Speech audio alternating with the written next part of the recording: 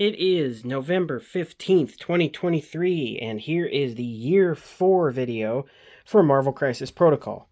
This is the terrain and figures that I painted up from the releases of November 15th, 2022 till November 15th, 2023. Going in CP order, and of course, that's out. This is in. This is Earth's Mightiest core set, which they released this year. So the core set is different. I believe that you can still get both.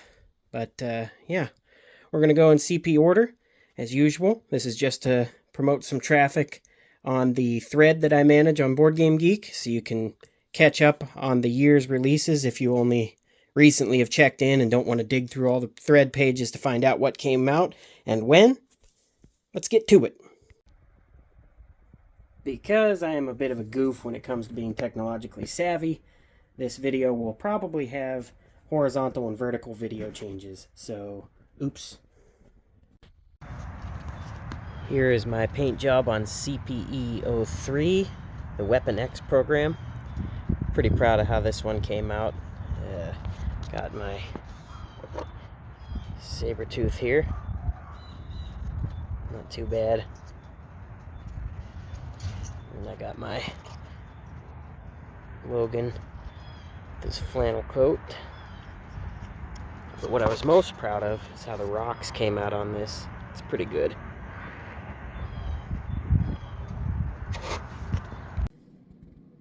While I was editing the Year 4 video, waiting for it to, compile and stuff in the program, I went back and was looking at my old Marvel Crisis Protocol videos, starting with Year 1, and this was CP04 Hulk.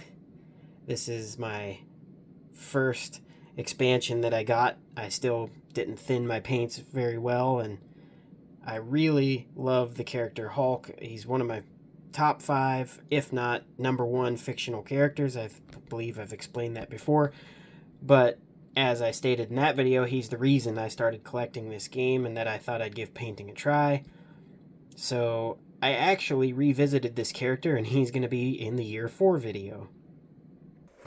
I can't remember off the top of my head if I shared this in another video, but this is my CP04 Hulk revisited. I actually repainted a figure, got another Hulk, and I can tell now, going back and looking at it, how much I have personally think I've grown in my ability. And I can also tell which characters I really care about and want to paint up well, and the ones that I just want to get color on so I can start playing with them and they're not standing out against all the other painted figures. But this is CP04 Hulk revisited. CP78, the Hydra Tank. Opted for a little bit of a neon orange. Put Red Skull in the traditional bright green and yellow Hydra colors. Pretty fun little piece to paint. Here I've got CP82 Blob and Pyro. Blob's flesh didn't come out quite as I wanted. It's alright though. Didn't do anything too crazy with either of their paint schemes. Pyro, yellow's a difficult color for me to nail. But all in all, not a bad little set. This is CP90 Cosmic Ghost Rider. Now, I know I'm capable of way better paint jobs than this. I was trying something with the helmet and I messed it up and got mad, so this is kind of the result.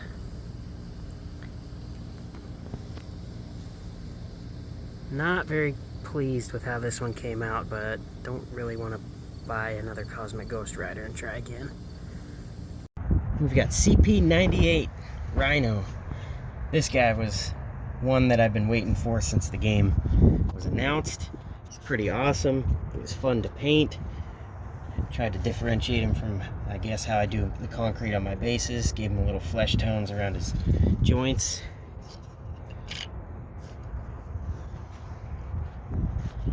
Awesome figure, but biased a little bit towards the character. Give him some dirt effect underneath the rocks that he's punching. Can't wait for more of the big characters to come to this game. I'm hoping for like Abomination, Red Hulk, Strong Guy, typical stuff. Juggernaut, Rhino, and Hulk were my major desires, and like I've said before, I believe the reason I got into this game was just Hulk being announced along with the core set. They got me. The hooks are in deep. Here is CP100, Agent Venom, and Spider-Woman. Went something a little weird with Agent Venom's base. I tried to do, like, for some reason, fluorescent marble. I don't know. Neat effect, though, to me. And then there's Fidget. Here's CP103, Emma Frost, and Psylocke in her diamond form, psychic form, and then there's Psylocke. I was trying to paint the comics outfit I knew, and then I forgot that I did that when I did the diamond form, so they're a little different.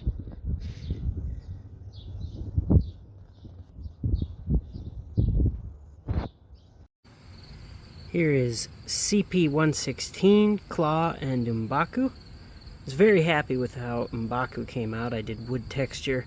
The inside of the cape looked leathery enough for me with the fur. Good shading. I was pleased with him. Klaw, wasn't so sure what I wanted to do with him. I know he's supposed to be like moving as he's a sound reproduction of himself or something. I don't know. I'm kind of happy with it. It might grow on me. Not too pleased. I tried primarily speed painting him, and it just doesn't look quite right.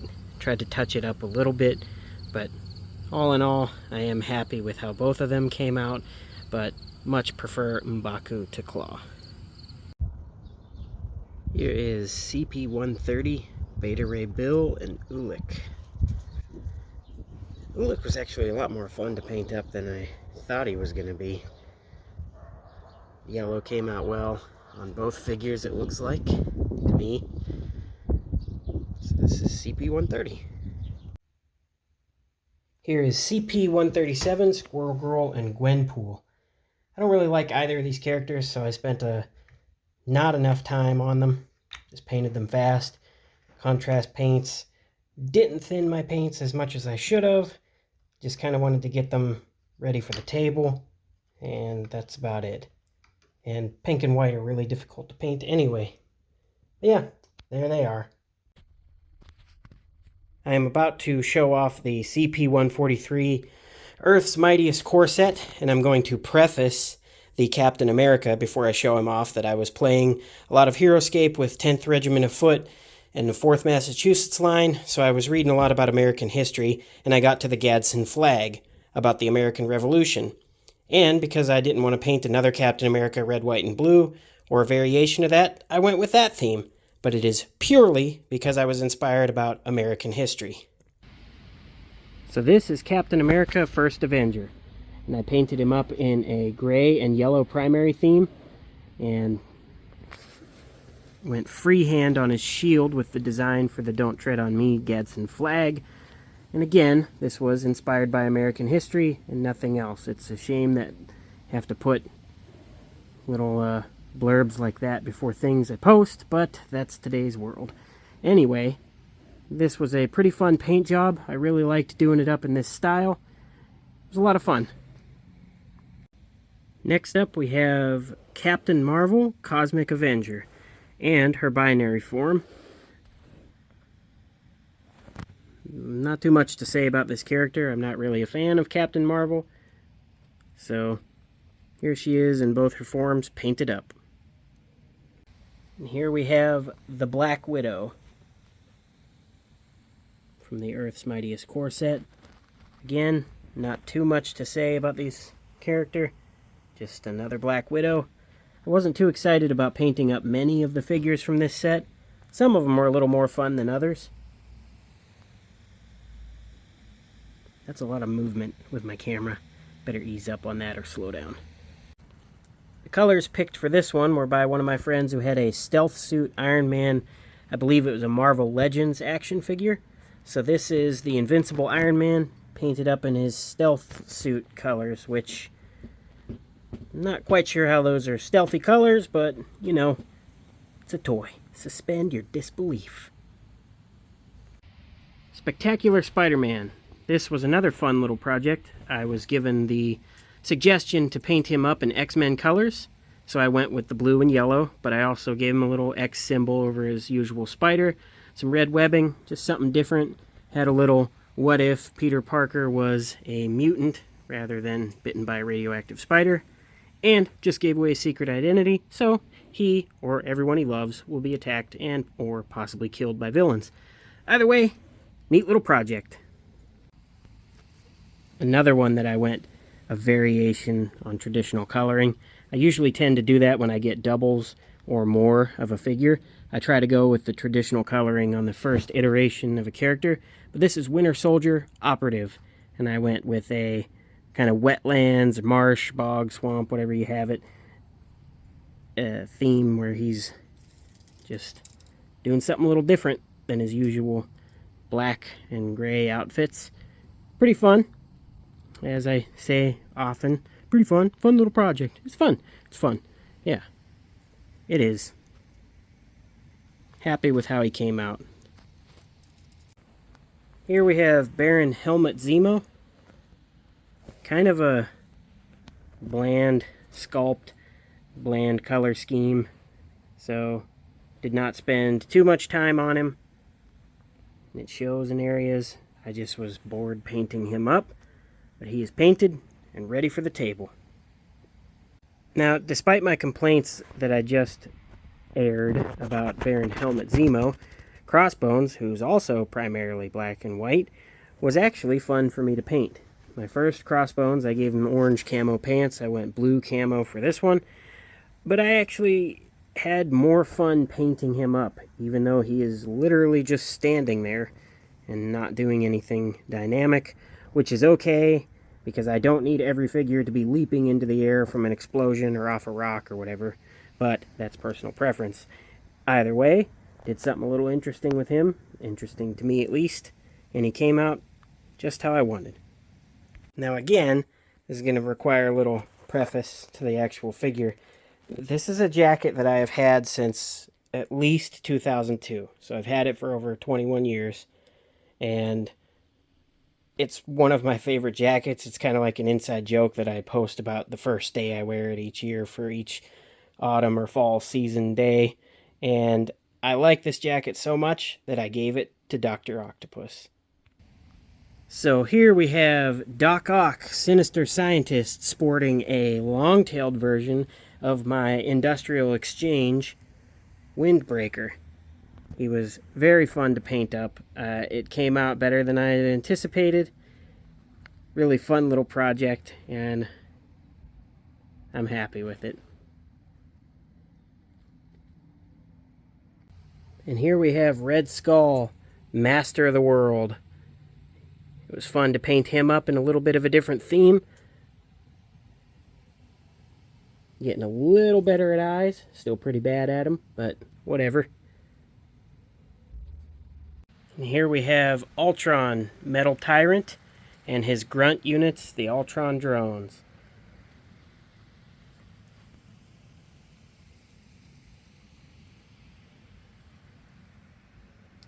Just kind of, I believe it was the Age of Ultron comic where he was gold. I never really read that one, and I'm sure there were multiple comics called Age of Ultron, but I do remember seeing him in gold, and I kind of washed him in an orange ink to give him that glow of the lights that are inside his body, and then I did the drones in each a different silver because I don't like when everything just looks the same. And then I gave this one, made a little rusty boy coming out of the ground. He's old. He's probably like a very early model or something.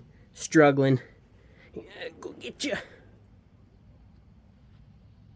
And now for the rest of CP143, the part I was least thrilled about. These aren't even done because I did not get them quite ready for the video, but I'm pretty sure it's not too hard to imagine barrels finished up and a dumpster finished up.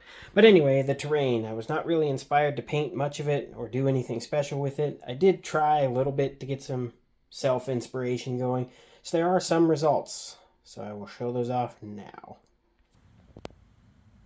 I did a lot of this stuff in haste, and it shows. It's very sloppy.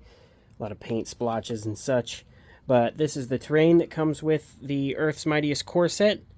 the driving crooner. That was one thing I messed up on, trying to make a champagne colored paint for the car, and it ended up like that, so I had to salvage it somehow. Don't know what I was doing here, but went with a silver car with white tires, like it's the early 40s or something. Then there's the Roxxon Quick Change building, which I painted up in the same color scheme as my other Roxxon. I try to keep everything the same colors as I initially painted it. There's some barricades and streetlights. I did some radioactive barrels. I made an attempt at creating a biohazard dumpster. The other dumpster's not done. I only got one of the movement tools finished, and you can see that, my hands are gross. You can see the paint splotches all over from rushing and not taking the time and really wishing I had an airbrush for stuff like this. And, ooh, man, yikes. It's bad. But it looks fine enough from 3 feet away and is fine enough to be on the table for 1 or 2 turns before a hero throws it. But that is the terrain from this set. There's a lot with it, but I just didn't really feel inspired to paint it up. So yeah, if I remember to show off the completed barrels and movement tools next year, I might put them in next year's video, because I know that's what the people want to see. That's that content you want. Measurement tools. But that is the Earth's Mightiest core set, CP-143. This is CP-144, the Immortal Hulk. I took inspiration from the Raging Hulk 2003 movie action figure based on the Ang Lee film, and I gave him pants that are modeled after Valentino camouflage coat that I saw in promotional pictures for Zoolander #2. But since Hulk is my favorite, I couldn't stop at just one. So I used green stuff for the first time and produced this, my CP-144 custom Immortal Hulk, who I gave the shorts that Anthony Kiedis wore, one of the versions of the shorts that he wore for the Unlimited Love tour, and I gave him a Red Hot Chili Peppers shirt made out of green stuff. Gave him some of the longer hair for the more classic look, and his skin color was inspired by the Edward Norton Hulk. That's supposed to be a bottle of Pinga Doce from the Incredible Hulk 2008 movie, but I messed it up. So yeah, a lot of fun. Love Hulk figures, and I could never get enough of him. So yeah, that's CP-144, Immortal Hulk, plural. This is CP-145, M.O.D.O.K, Scientist Supreme. Painted him up just last night, so I feel like I did pretty good on his eyes and face for me. And I did him in some non-traditional colors because I already have the main M.O.D.O.K. So just painted him up with some green and purple. Here is CP-160 Sentinel Prime that I said I was probably going to do a damaged variant of. So the idea behind this one is that one of the Sentinel Primes went up against the X-Men and lost, and then they reclaimed it, reprogrammed it to fight alongside them. This was my first attempt at like chipping effect on paint and some burnt metal effects and stuff. Added some wires to his legs, and then a little Jubilee was here from a little nod to Night of the Sentinels.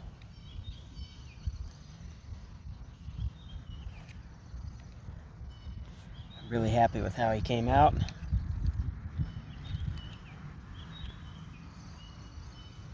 And I know this was one of last year's releases, but I didn't get him till this year, so I made this video.